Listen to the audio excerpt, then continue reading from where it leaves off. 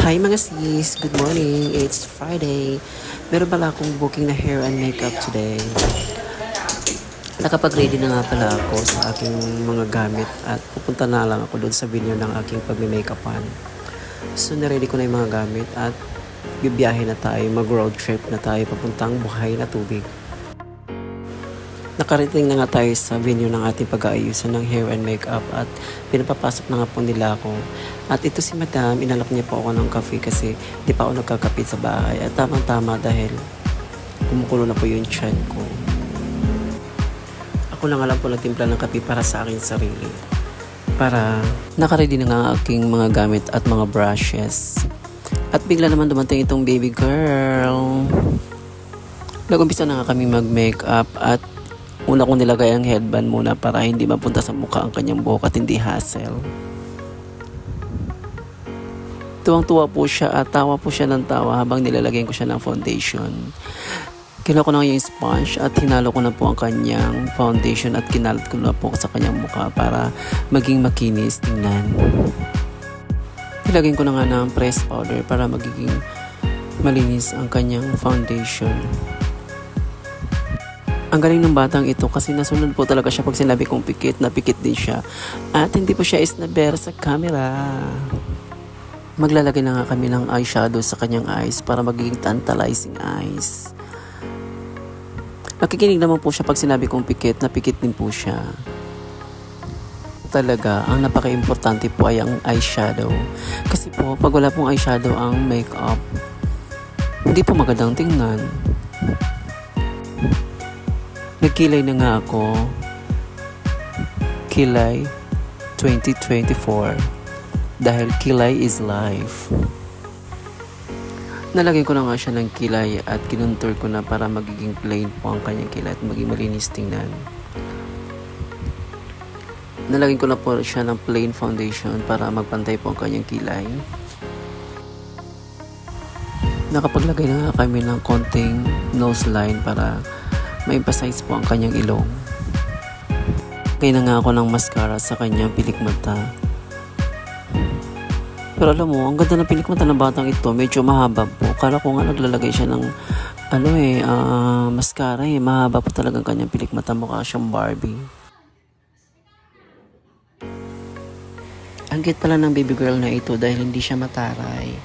At gustong-gusto niya na aayusan dahil sabi ng mami niya mahilig daw po itong mag-makeup. Kaya kung nakita niya ako, tuwang-tuwa po siya.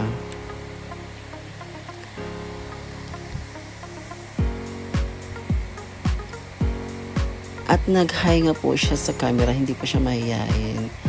Mahilig po siyang mag-makeup daw, sabi ng mami niya. Kaya mag-start na kami ng hair and makeup. Pag ganitong edad po talaga, medyo may kakulitan po talaga ayusan. Kaya ikaw na lang po mag-a-adjust. Pero itong girl na ito, itong batang ito, pag sinabihan mo naman pumikit siya, napikit din siya. Nasunod naman po siya, kaya okay lang kahit medyo malikot. Naglagay na nga akong foundation para sa kanyang face. Kumuha na nga ako ng sponge para ma-mix ko po yung kanyang foundation at makontour po ang kanyang face para maging makinis. Ayan. Hinalo-halo ko na po ang kanyang foundation. Kinalat ko na po sa kanyang face para magpantay po ang kanyang foundation. Nakikinig naman po siya sa aking mga sinasabi kahit medyo bata pa siya at pumipikit po talaga siya at nakikinig siya. Napaka-masunurin naman po talaga itong batang ito. Manang-mana sa mami niya. At nakakatuwa kasi lagi siya nakasmile. Tuwang-tuwa po talaga siya. Nag-blower muna ako sa kanyang buhok para matayo kasi medyo basa pa po ang kanyang hair. Niretouch ko nga pala ang kanyang lipstick kasi medyo nagkalat na po talaga. Ayan, niretouch ko na po kanyang lipstick ulit.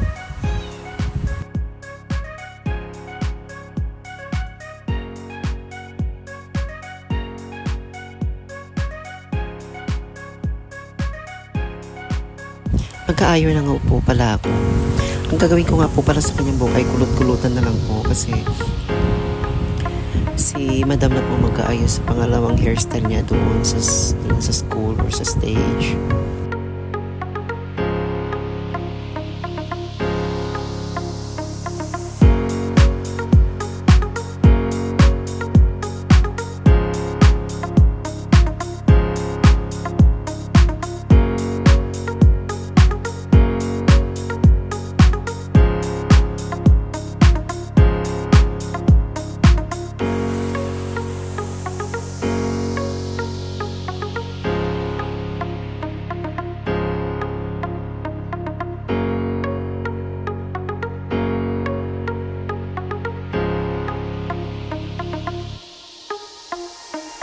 Malapit na po pala kami matapos sa hairdo niya.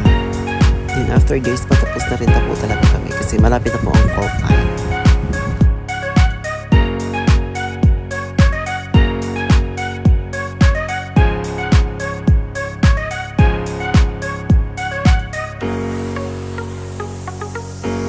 Nalagay na nga natin ang hairspray ang kanyang buhok para medyo matigas at di matanggal po yung pagkapulot.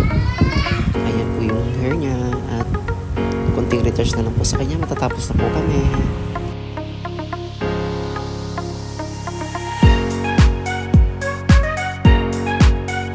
Nilitas ko na nga po pala lahat ng kanyang face powder, lipstick at blush on for final.